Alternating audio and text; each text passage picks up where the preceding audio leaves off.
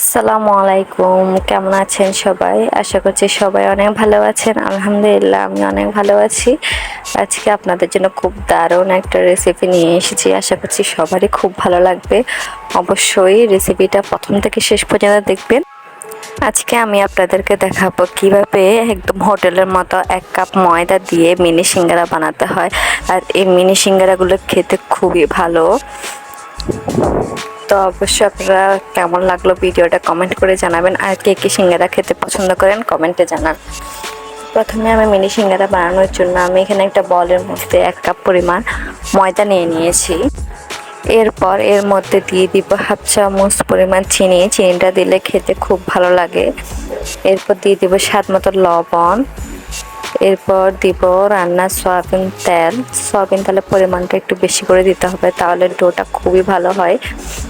এরপর এগুলা দিয়ে আমি একটু মিশিয়ে নেব। এরপর ভালো করে মিশিয়ে নিতে হবে হাত দিয়ে, যাতে তেল চিনি লবণটা ভালো করে ময়দার গায়ে লেগে যায়। একটু আঠা আঠা হয়ে যাওয়া পর্যন্ত মিশিয়ে নিতে হবে। দেন আমি এখানে নিয়ে নিয়েছি হালকা একদম কুসুম গরম পানি, বেশি গরম না, একটু হালকা হালকা গরম পানি নিয়ে নিয়েছি। চাইলে নর্মাল পানিও ইউজ করা যাবে। তো আমি এখানে একটু একটু করে পানি দিয়ে ময়দাটা ভালো করে মেখে নিচ্ছি।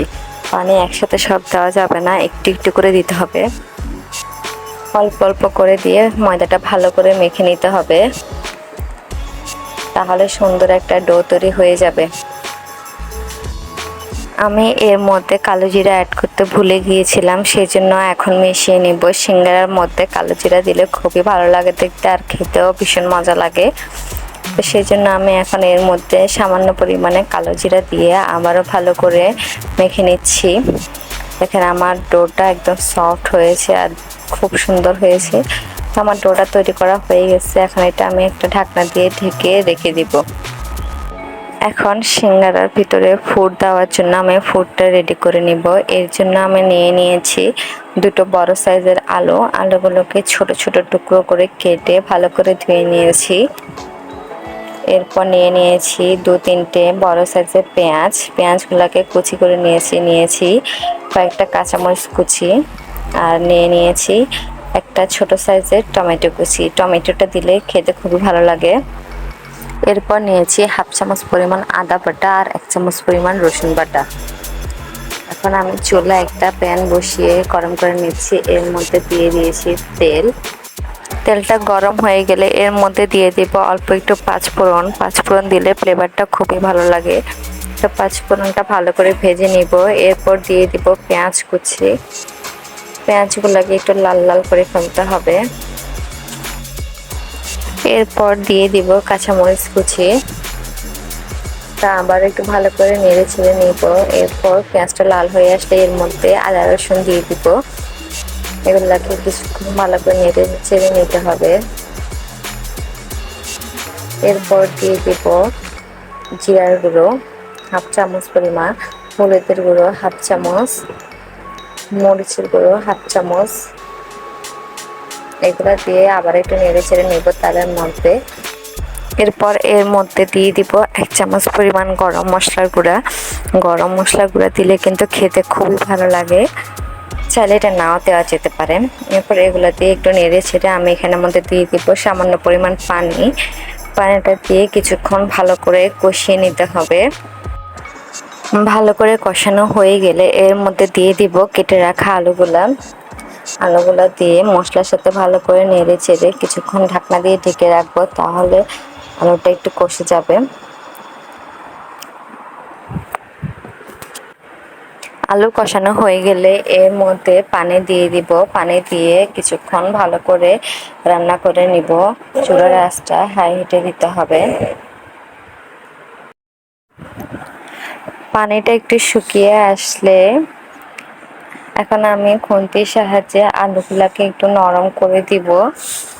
আলুটা একটু নরম করে দিলে খেতে খুবই ভালো লাগে। সবগুলো করবো না, কয়েকটা আলু ভালো করে নরম করে নিব, যাতে গলিয়ে নিব আর কি।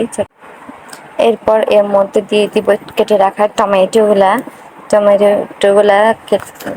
দিয়ে ভালো করে নেড়ে ছেড়ে আবার একটু 2 মিনিট ঢাকনা দিয়ে ঢেকে রাখবো, যাতে টমেটোটা ভালো করে গলে যায়। এরপর দিয়ে দিব কেটে রাখা ধনেপাতাগুলা। ধনেপাতা দেওয়ার পর কিছুক্ষণ নেড়ে ছেড়ে চুলা থেকে নামিয়ে ঠান্ডা করে নিব।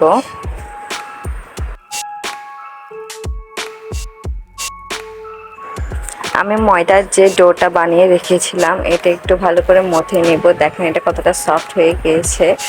এরপর এটাকে একটা লম্বা ডো তৈরি করে ছোট ছোট লেচির মতো করে কেটে নেব একটা ছুরির সাহায্যে। আপনারা আপনাদের সাইজ অনুযায়ী কাটবেন। আমি একটা লিচি দিয়ে যেহেতু দুইটা সিঙ্গারা হয় ওই হিসাব করে লিচি কাটছি। লিচি কেটে নেওয়ার পর আমি একটা লিচি নিয়ে নিব আর বাকিগুলা ঢেকে রাখবো। একটা লেচি নিয়ে হালকা একটু ময়দা লাগিয়ে এটাকে গোল করে নিব। এরপর রুটির মতো করে একটু লম্বা করে বেলে নিতে হবে। বেশি পাতলা বা বেশি মোটাও রাখা যাবে না। একটু সুন্দর করে এটাকে বেলে নিয়ে নিচ্ছি আমি। একটু লম্বা করে বেলা হয়ে গেলে আমি এখানে একটা ছুরির সাহায্যে কেটে নিব। দুটা সাইজ করে নিব। একটা রুটি দিয়ে দুটা হবে, তা আমি দুটা টুকরো করে নিয়েছি।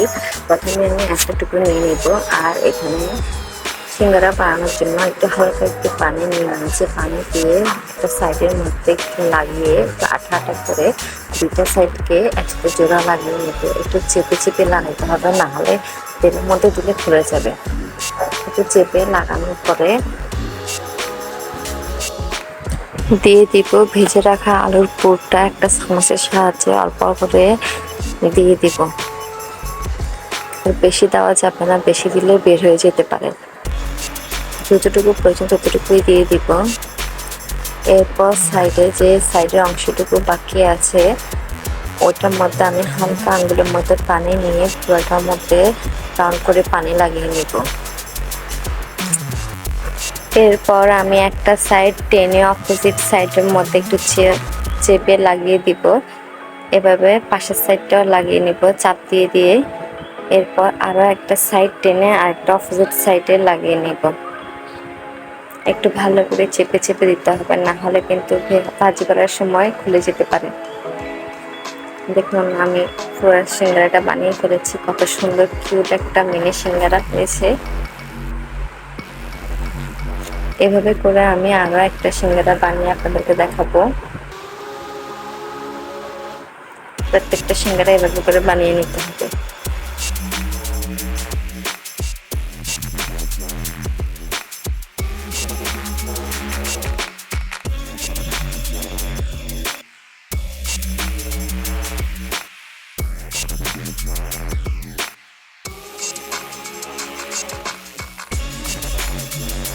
তো আমি প্রত্যেকটা সিঙ্গারা বানিয়ে নিয়েছি এভাবে করে। এরপর আমি চুলায় একটা কড়াই বসিয়ে দিয়ে দিয়েছি আর এর মধ্যে দিয়ে দিয়েছি তেল।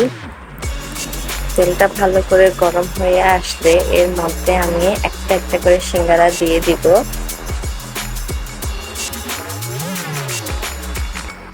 আমি প্রথমে 3টা সিঙ্গারা দিয়ে দিয়েছি। চুলার আঁচটা কমিয়ে অল্প অল্প করে ভাজতে হবে, না হলে কিন্তু পুড়ে যেতে পারে। আর একটু পর পর নেড়ে চেড়ে দিতে হবে, না হলে কিন্তু সিঙ্গারার কালারটা খারাপ হয়ে যেতে পারে। এরকম নেড়ে চেড়ে দিয়েছিলাম। এখন আমার সিঙ্গারার মধ্যে সুন্দর একটা কালার চলে এসেছে। আমি এগুলো নামিয়ে নেব। এইভাবে করে আমি সবগুলা সিঙ্গারা ভেজে নেব। তো আমার সবগুলো সিঙ্গারা ভাজা হয়ে গেছে। এখন আমি গরম গরম পেঁয়াজের সাথে পরিবেশন করব। দেখুন দেখে বোঝা যাচ্ছে কতটা মচমচে আর ভিতরটা অনেক টেস্টি হয়েছে। সবাইকে অনেক অনেক ধন্যবাদ ভিডিওটা দেখার জন্য।